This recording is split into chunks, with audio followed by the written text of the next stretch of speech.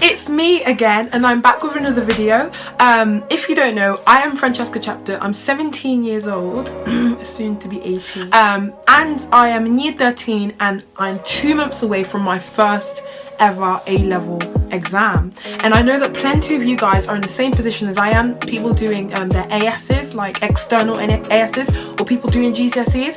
And I was literally in the same position as I am now 2 years ago for GCSEs, about to start my Easter holidays with no clue how to use my Easter holidays effectively to be the most productive and achieve the most during my 2 weeks holiday. So yeah, I thought I'd make this video for you guys explaining how I'm going to use my holidays to study for my A-levels and how you can effectively use your time. And yeah, stay tuned.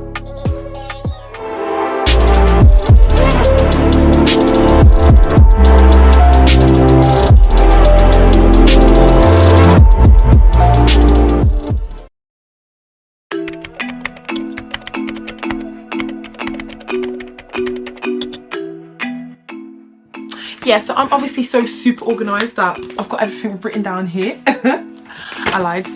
But anyways, first thing is first. I've literally scoured the internet. I don't even know if that is that a word, scoured the internet, for people's top tips, and I basically tried to compile recurring effective tips that I found, and every single list has stressed the importance of writing a to-do list. Without writing your to-do list, you can't actually physically see what you want to accomplish, and it's just a very good way of like splurting out your brain, and in some cases it will make you realize that you've got more work than you anticipated, and in other cases, if you're stressed, it might actually show you that there's not that much to be stressed about because you don't have that much work. The most effective way for me of writing a to-do list for every one of my subjects, because I do A-levels, I do biology, chemistry and maths. What I did is that I went onto my specification for every one of my subjects. So for chemistry, I went onto the AQA website, same for biology, and for maths, I just used my textbook, the page of contents, and I literally sat down with the specification or the page of contents, and I literally went through every single topic. I divided, I'll just show you guys. So here you can see that I've divided my to-do list into my 3 subjects, chemistry, biology and maths, all color coded, and I further divided the subject into notes, flashcards and questions. So I literally went through the whole specification and I selected topics that I needed to finish my notes on, topics that I needed to write flashcards on, and topics that I needed to do exam questions on. And I did that for every single one of my subjects, and it just makes it very easy to visualize and very easy to understand and then translate onto my timetable, which I'll get onto later. Now the second thing is, using your to-do list, you need to plan your time. Now, if you're like me and you hate timetables because you can't stick to them because they're just so restrictive, and you need that element of freedom, however you still need a little bit of structure, my method of creating a timetable is to first of all identify how many hours you're going to allocate to your free time and how many hours you're going to allocate to your study. So for me, it was very simple. So I looked at my calendar and calculated the amount of days I had during my holidays. So I have 16 days, including my weekends. I multiplied the 16 days by 24 hours in a day, giving me 384 hours. And obviously I'm going to aim to sleep. And I was quite overly ambitious in the sense that I'm aiming for 8 hours of sleep a day. I know, like right now my sleeping pattern is disgusting, but I'm aiming for 8 hours of sleep per day. So 8 times by my 16 days gives me 128 hours. I am doing A-level math. Subtracted 128 from 384 to give me 256 hours in which I can actively do things. Now that's not to say that I'm going to be studying for these 256 hours, but these are the hours that I won't be sleeping, hopefully. Next, I subtracted the hours of things that I'm definitely going to do, so my extracurric. So I go to church, and I go to church actually 3 times a week, quite a lot. So I calculated how many hours I would allocate to church per day. The church service is a 2-hour service. You have to subtract 1 hour before and then 1 hour after to take into account traveling, and you're not going to be revising an hour after church when you've just got home, you're feeling tired. So in total, that came to 22 hours for me. So I subtracted 22 hours from my 256 spare hours. So that gave me a total of 234 hours that I actually could be either having downtime or could be revising. Now, following from Ibz Mo, he had this 8-8-8 principle, which was 8 hours of sleep, 8 hours of revision, 8 hours of you chilling. Now, I've just made my own kind of version developing on from his, and I've actually calculated the amount of time that I'll have where I'm not doing any of my commitments or not sleeping, and then I'm going to half that. So 50% of my spare time is going to be on downtime, and then 50% is going to be studying. I think this is a really good balance, especially during the Easter holidays, because it allows you to have time for yourself as well as an intense period of study. So following from that, 234 divided by 2, quick maths, 117 hours of study.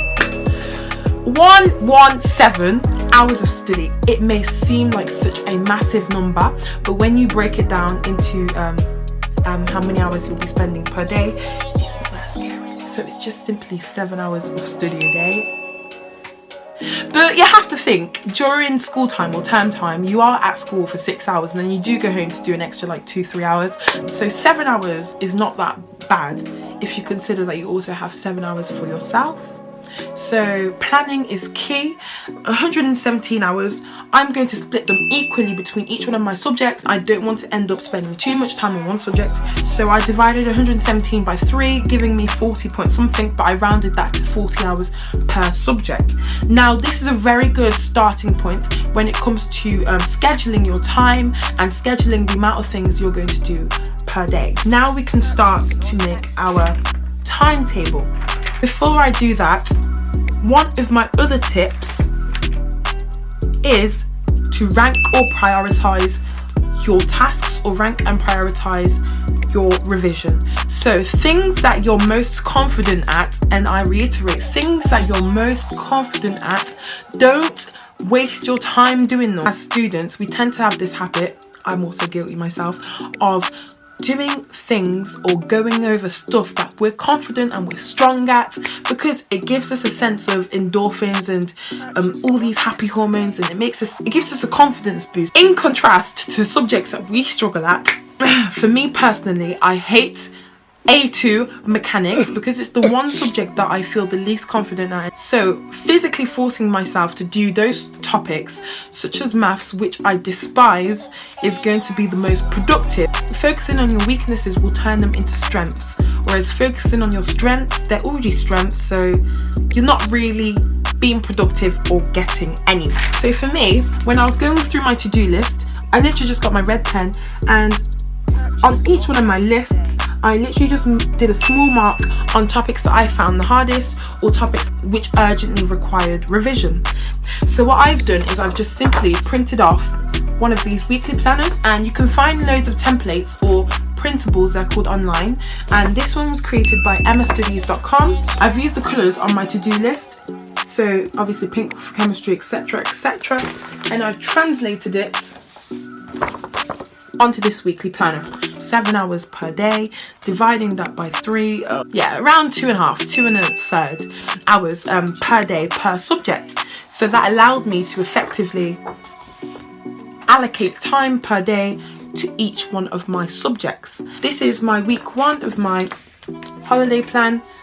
For the topics that I found the hardest, I literally stuck them in the first couple of weeks or towards the top. Now, in doing this, it means that during my first week of the Easter holidays, I'm literally going to be focusing on the harder stuff, and I know myself, and I know that after the first couple of days, if I'm not careful, I'm literally going to burn out. Putting all the hardest stuff towards the start when you're feeling the most pumped, you're feeling the most productive, will mean that later on you've got a little bit of a leeway to do things that maybe you didn't manage to do during the first week.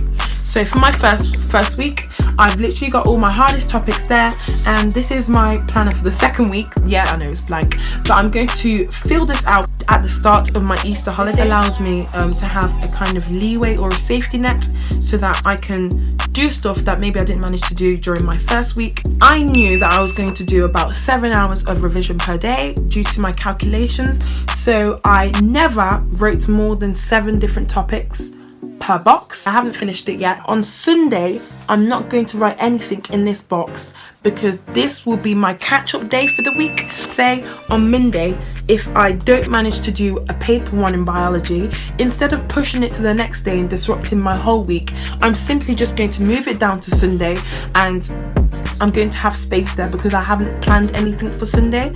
And the second thing is free time. Come on, there's a reason why it's called a holiday and you're away from school.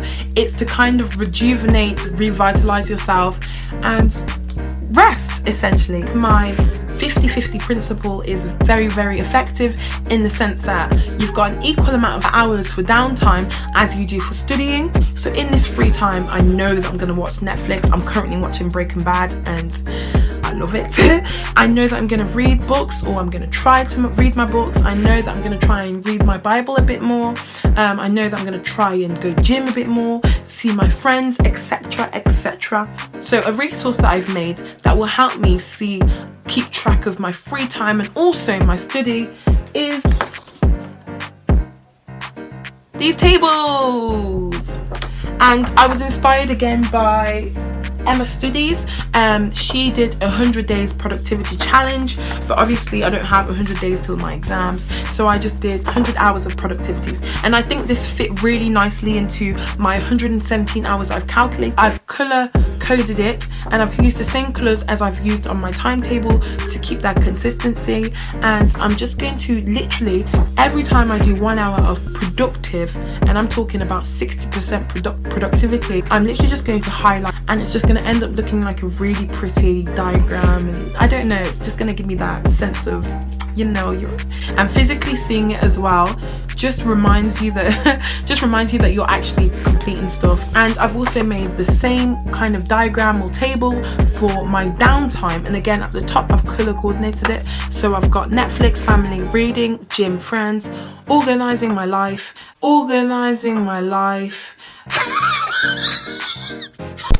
I'm gonna just stick these to my wall, and this is what I'll be using during the Easter holidays to kind of motivate me and help me keep track. And I think it's really important with the color coordination because you can see where you're allocating your time. So my third thing, I've already brushed over this, is to be realistic. So if you're like me and you're overly ambitious, you're aware that you're overly ambitious, but you continue to be overly ambitious and say that you're going to do 25 hours of revision in a day, you get to the end of the day, you realize that you've only done 8 hours of revision. So you haven't achieved your goal, you feel like an absolute failure, so you just go down this cycle of depression, feeling like a failure, feeling worthless. That happens to me, and if it happens to you, it's perfectly normal. The number one culprit for this is being overly ambitious. Yes, it's good to be ambitious and set your goals at the horizon, but again, try to be realistic. This will avoid you feeling disappointed and unfulfilled. At the end of every single day, just sit down, reflect with yourself on what you've achieved, whether you've met your targets or not. You can write it down in a diary. I write it down in my study and life planner. And then the following day, when you're setting your targets, when you're filling in your timetable, adjust your timetable based on the previous day, and so on until you've refined your goals so much that they're almost 100% realistic and achievable for yourself. Now, the fifth thing that I want to go over, and shout out to you guys in the comments that have asked for a video on this, is quality over quantity.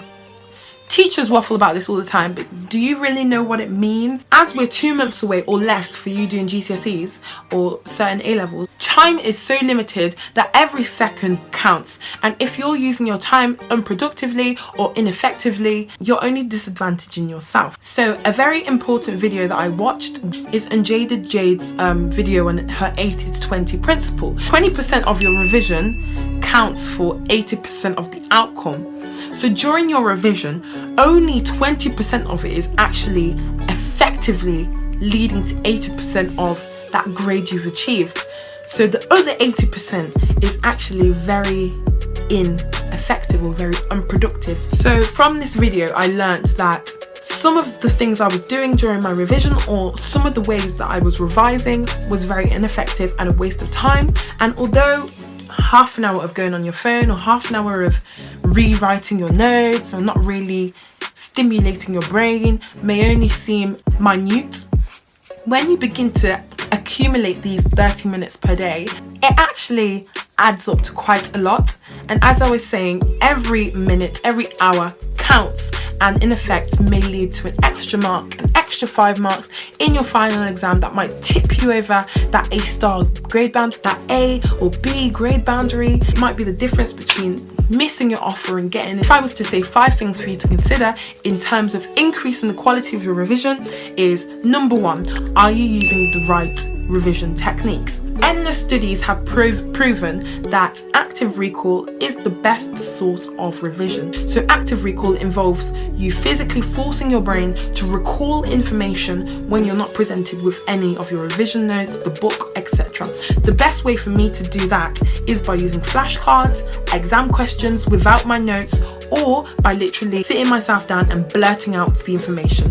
Or if you prefer to write, literally after you've written your notes, maybe the following day, getting a blank piece of paper and literally trying to recall all the information from that particular topic and comparing your notes to your actively recalled information and seeing gaps in your knowledge. Secondly is exam technique. In the exam, it's quite unequally weighted. 70% of your grade is to do with, do you have the right exam technique? Are you giving the examiner what they are looking for? Are you using these words that they have in the mark schemes? And unless you do exam questions or exam practice, you will not know or learn what the examiners are looking for. So exam papers, past questions, exam styled questions are honestly the best source of revision you can get for your exams. Thirdly, pretty notes, are they worth it? Now, I'm guilty of this myself because I do have a studygram and I do love my aesthetic notes. In this exam season, do you have the time for that? For me, I'm quite slow when it comes to writing notes that are aesthetic. I go slower to avoid making mistakes, and then if I mess up, I'm always tempted to redo them, and it's just not effective. Because are those pretty flashcards, are those pretty posters worth it? Are you learning more than you're wasting time? It's all about the balance. Number 4, no phones. No phones. A little ping and like I've lost concentration. 30 minutes of studying without your phone is probably equivalent of 1.5 hours of on and off revision whilst going on my phone occasionally. Because when your brain is in full speed and you're working at your most productive, when your phone goes off and you get a notification, you check that, you're interrupting that productivity flow and you're bringing it straight down to 60-50%, and again you're going to have to work quite hard to get it back up to that 100%.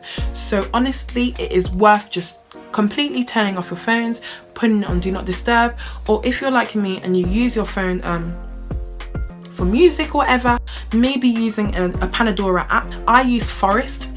Now, last of all, the environment that you study in actually can have an impact on how productive you are. So for me, I'm either studying at home, at my sixth form, or in my library.